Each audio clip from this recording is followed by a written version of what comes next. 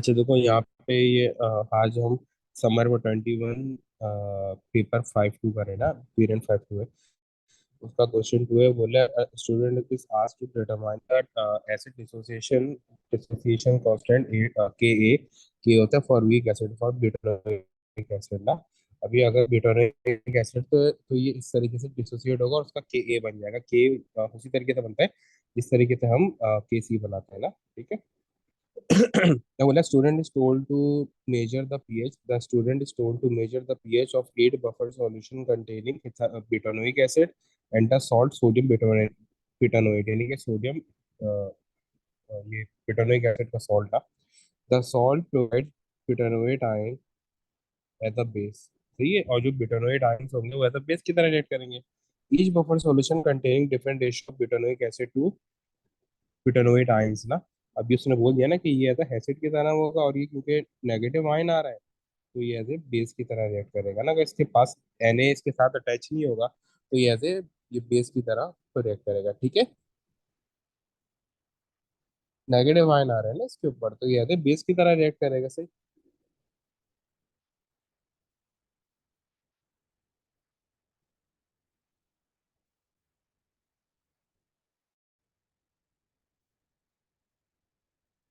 अच्छा देखो, फिर उसके बाद बोले buffer solution is prepared by mixing different volumes of distil water. दैट सी बात है, ये वाटर तो होता ही है। उसके अलावा एसिड है, ब्यूटानोइक एसिड है, फिर उसके अलावा वो सॉल्ट होता है, ये ब्यूटानोइक एसिड का सॉल्ट होगा। अब pure butanoic acid must be kept away from the naked flame. तो obvious सी बात है, ये फ्लेमेबल है तभी हम उसको दूर रखेंगे। फिर उसके बाद बोले what is the maximum volume of 2 mole per dm cube solution that can be prepared using 55 gram of butanoate ion. Volume पूछा है ना, और उसने कंसंट्रेशन दे दी है, ठीक है, और उसके साथ मास भी दे दिया है। यानी मोल्स दे दिए ना। कंसंट्रेशन का फॉर्मूला होता है एन ओवर वी। कंसंट्रेशन का क्या फॉर्मूला होता है, एन ओवर वी ना। तो यहाँ पे आपके पास वॉल्यूम का बन जाएगा V equals to N over C, और एन कन्वर्ट हो जाएगा M into M divide by M R में। अब आप यहाँ पे इसका वो मास पुट करोगे, कितना है 55। कंसंट्रेशन पुट करोगे और ये एम आर ये कैलकुलेट कर लोगे, जो आपको यहाँ पे सारे ए आर दिए, तो आपके पास आंसर आ जाएगा।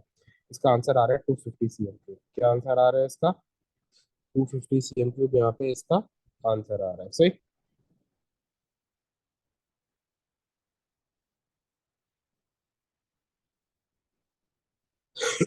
तो इसके बाद बोल रहा है student is giving 55 gram of butanoate salt in a beaker. Describe the next step the student should take to measure the 2 dm cube 2 mole per dm cube solution of the volume calculated in B1। तो ये जो volume हमने calculate किया उसके लिए हमने क्या step तो लेने पड़ेंगे। स्टूडेंट ने 55 ग्राम ले लिया सॉल्ट का।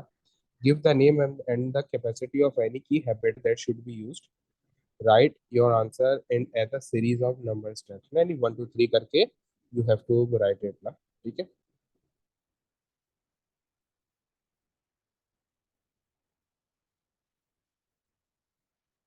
तो इसका स्टेप 1 क्या होगा, मार्क 1 के लिए।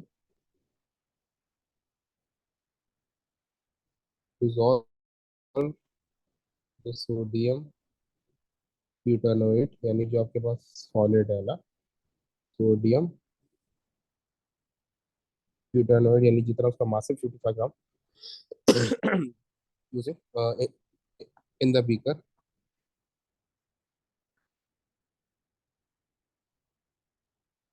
Using small amount of distilled water. Using small amount of distilled water में हम इसको डिजोल्व कर देंगे, ठीक है। तो ये फर्स्ट है। सेकंड क्या होगा फिर आपके पास,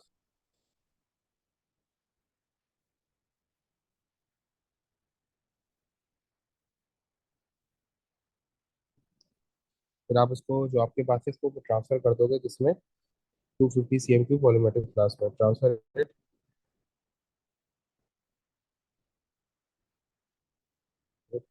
to 250 cm cube volumetric flask, ठीक है। और फिर क्या करोगे, and rinse it with distilled water. सही। फिर उसके बाद स्टेप 3 क्या होगा आपका?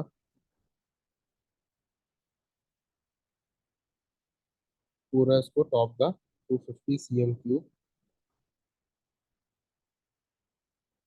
Volumetric flask up to mark, यानी पूरा, ठीक है, with distilled water, distilled water के साथ।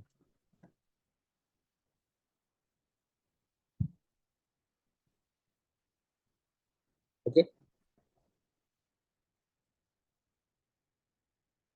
अच्छा देखो, फिर उसके बाद बोला complete the table to show the volume of bitternate salt and distilled water that would be needed to provide the stated number of the moles of butanoic acid and butanoate ions for 50 cm³ of buffer solution। सही है। अब देखो यहाँ पे उसने हमें दी हुई है चीजें ना। अच्छा, अब यहाँ पे आपने करना क्या है ना, यहाँ पे आपने, यहाँ पे उसने आपको क्या दिए हुए है, मोल्स दिए हुए ब्यूटानोइक एसिड के, ठीक है, ब्यूटानोइक एसिड के मोल्स दिए हुए उसने आपको ना। सही।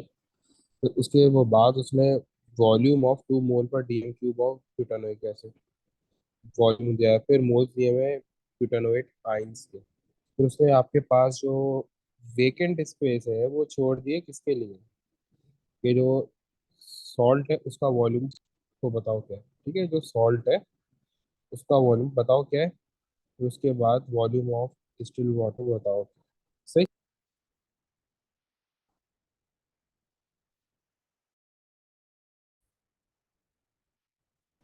अच्छा देखो, ये सॉल्व कैसे करेंगे हम, ठीक है, वॉल्यूम कैसे निकालेंगे, देखो यहाँ पे हमें मोल्स दिए हुए हैं ना,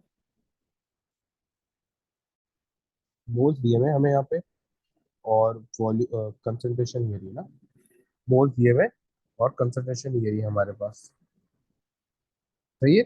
मोल्स दिए हुए, कंसंट्रेशन ये रही। तो सिंपल जो है मैं उसको डिवाइड करता रहूंगा, क्योंकि ये DM³ है लेकिन आंसर मुझे CM³ में चाहिए ना। तो V is equals to, N कितना है, 0.005 डिवाइडेड बाय 2। अब जो आंसर आएगा उसको क्या करोगे, 1000 से तो डिवाइड कर दोगे ना, क्योंकि CM³ है। तो ये मेरे पास ये DM³ है, मुझे CM³ में चाहिए। सही। तो मेरे पास ये है ना, मोल पर DM³ है, वॉल्यूम CM³ में, तो मेरे पास आंसर आ जाएगा 2.5 CM³। क्या आ जाएगा, 2.5 CM³, क्योंकि जो मेरे पास जो आंसर आएगा वो DM³ में आएगा वॉल्यूम का ना, क्योंकि कंसंट्रेशन DM³ में। फिर मैं 1000 से डिवाइड कर दूंगा, क्योंकि मुझे CM³ में चाहिए, तो 2.5 CM³ मेरे पास आंसर आ जाएगा। अब मुझे सबका वॉल्यूम इसी तरीके से कैलकुलेट कर लेना है। ये आ जाएगा 4, ये आ जाएगा 5, ये आ जाएगा 12.5, ये आ जाएगा 25, ये भी 25 होगा, ये भी 25.0, और ये भी 25.0, क्योंकि ये सारी वैल्यूज जो है सेम है ना, उनकी उनके बोथ भी सेम आएंगे। अब टोटल वॉल्यूम कितना है, कितना, ठीक है। अब इसमें सॉल्ट इतना है, तो वाटर कितना होगा टोटल में से, सॉल्ट को वो माइनस कर दो, यानी 25 माइनस 2.5, तो आपके पास आंसर आ जाएगा 22.5। सही है। ये वाला 25 माइनस 2.5, तो आपके पास आंसर आ गया। अब ये कैसे करोगे, ये वाला 25, ठीक, -4, तो आपके पास आंसर क्या आ जाएगा, 21। इसी तरीके से आप बाकी सब ये कैलकुलेट कर लोगे, सब ट्राई करते हैं। 12.5, 10.20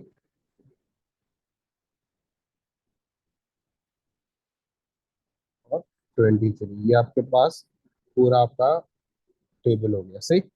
अच्छा देखो, फिर उसके बाद नेक्स्ट पार्ट में क्या बोल रहा है, the pH of each buffer solution is measured. The value of the pH is recorded in the table along the number of moles of the butanoic acid and the butanoic ion, जो कि आपके, तो ये वो base की तरह डेट करेगा। In each 50 cm³ of buffer solution complete the table, give your values of minus log acid over base to 2 decimal.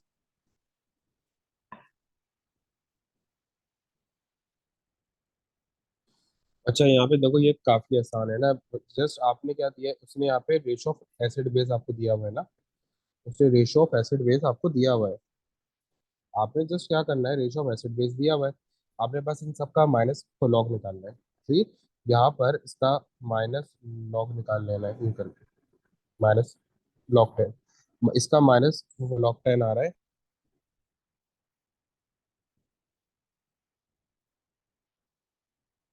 -1.0, इसका माइनस लॉग 10 आएगा, माइनस लॉग आएगा 6.25 का, -0.80। इसी तरीके से आप इन सबका माइनस लॉग निकालते जाओगे। ठीक है,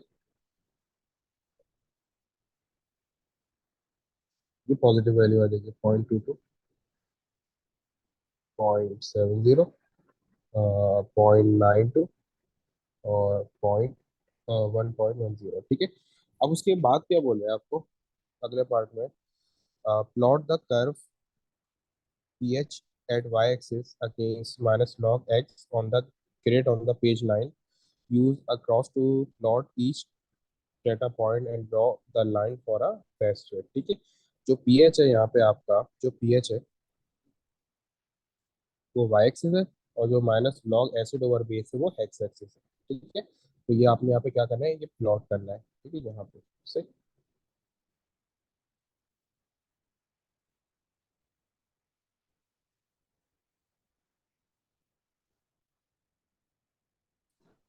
अच्छा देखो, ये हमने पूरा एक ग्राफ जो है वो प्लॉट कर लिया है ना, सही है।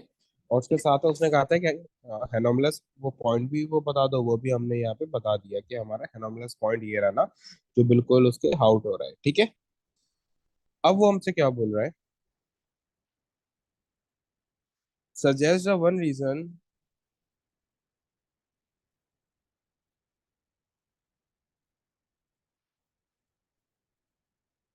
अच्छा, अब वो हमसे बोल रहा है, suggest the one reason why this anomalous may be occur during this experimental procedure, assume no error was made in recording this pH ना। अगर कोई भी एरर वो नहीं आ रहा उस पीएच को रिकॉर्ड करने से।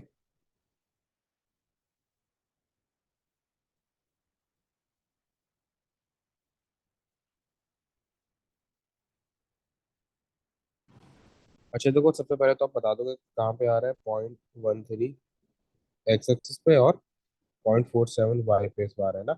और ये क्यों आ रहा है, इसके आप बहुत सारे जैसे जो एक्चुअल नंबर ऑफ मोल्स हैं एसिड के, वो लोअर हैं देन द इन टेबल, जो टेबल में थे। ठीक है, और आप ये भी बोल सकते हो जो एक्चुअल नंबर ऑफ बेस है वो हायर है, actual number of moles of acid is lower. ठीक है, जो एक्चुअल नंबर ऑफ मोल्स है वो क्या है, लोअर है। अब इसी तरीके से बोला है when the concentration of acid is equal,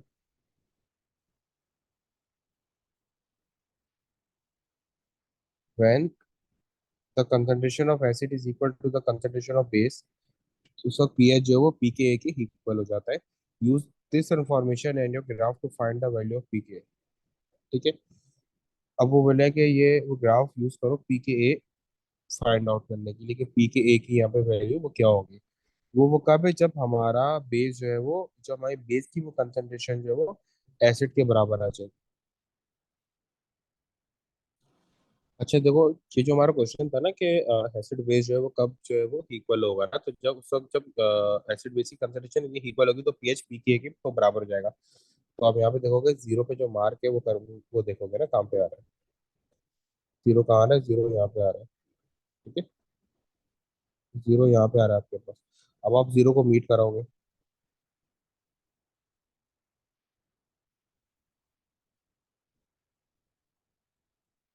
ठीक है, और यहाँ 4.8 आंसर आ रहा है।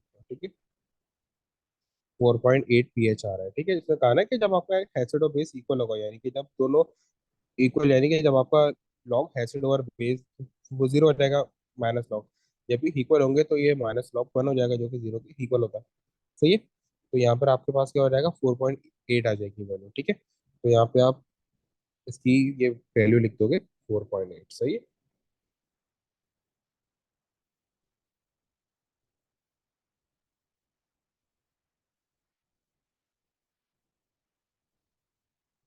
एक्चुअली बात है, मेरा जो ग्राफ है बिल्कुल एक्यूरेट नहीं है, थोड़ा सा वो है क्योंकि मैंने बिल्कुल हाथ से बनाया, तो 4.82 वैल्यू आ रही है, ठीक है। ऑलमोस्ट 4.8 ही है। अच्छा देखो, फिर उसके बाद क्या बोल रहे हो। यूज और आंसर टू सी फोर में जो भी निकाला है 4.8, टू जो हमने पी एच और पी के निकाला है, to calculate the K a state the unit of K a, give your answer to three significant figure, ठीक है। के ए हमने यहाँ पे तो निकाला, तो सीधा यहाँ पे पी के निकाला था 4.82 माइनस log 10 के ए, ठीक है। तो यहाँ पे अब आप इसको ये कैलकुलेट कर लोगे तो आपके पास आंसर आ जाएगा के ए की आ रही है वैल्यू 1.51 इंटू 10 की पावर -5, सही। और यूनिट इसका आएगा मोल पर टीएम क्यू, सही है। वैल्यू क्या आ रही है 1.51 इंटू 10 की पावर -5। अब वो क्या बोला है, द वैल्यू ऑफ पी के ए is is lower when the experiment is repeated at higher temperatures. What does this tell you about the enthalpy of dissociation of butanoic acid? Explain your answer. बोले जो P के ए की value मेरे पास है वो lower होती है जब टेम्परेचर हाई होता है, ठीक है। देखो, अगर टेम्परेचर इसके इसमें सीधी सी बात है। देखो, पीके की वैल्यू लोअर है ना, और यानी कि अगर अगर टेम्परेचर से डायरेक्ट रिलेशन है डिसोसिएशन का, तो वो एक्सोथर्मिक है। यहाँ पर ऐसा नहीं है, ठीक है। क्योंकि के ए जो है ना वो इंक्रीज होता है टेम्परेचर के इंक्रीज होने से, क्योंकि ये क्या है, ये एंडोथर्मिक है। ये क्या है आपके पास, एंडोथर्मिक है। और क्या है, उसके अलावा के इंक्रीज होता है with the increase in temperature, with the increase in temperature, सही। जब भी ये पीके का रिवर्स रिलेशन है तो आप समझ जाओ कि ये एंडोथर्मिक होता है, ठीक है। रीजन क्या है इसका। देखो, उसका रीजन ये होता है कि के ए और पी के आपस में इनवर्सली रिलेटेड होता है ना, ठीक है। पी के ए और के आपस में इनवर्सली रिलेटेड होता है। के ए की वैल्यू वो कब ज्यादा होती है, जब मेरे पास आयन ज्यादा बन रहा हो, अगर सही है। सही है, पी के ए की वैल्यू ज्यादा, अच्छा देखो, अब यहाँ पे मेरे पास क्या, उसने कहा है कि पी के ए की वैल्यू को कम है। अब क्या है कि अगर देखो टेम्परेचर ज्यादा होगा ना, ज्यादा होगा, तो क्या होगा, पी के ए लोअर होगा, पी के ए और ये ए हाई होगा, ठीक है। तो ये इस तरीके से आपके पास रिलेशन तो बनता है कि ए डायरेक्टली प्रोपोर्शन होता है प्रोडक्ट की, जो आपका जो आर्म डिसोसिएट हो रहे हैं डिवाइड हो रिएक्टेंट, सही है। तो जहां पर भी रिवर्स रिलेशन बने तो आप समझ जाओ कि वो एंडोथर्मिक है। अगर ये रिलेशन डायरेक्ट होता तो ये एक्सोथर्मिक होता, पीके हे का, ठीक है।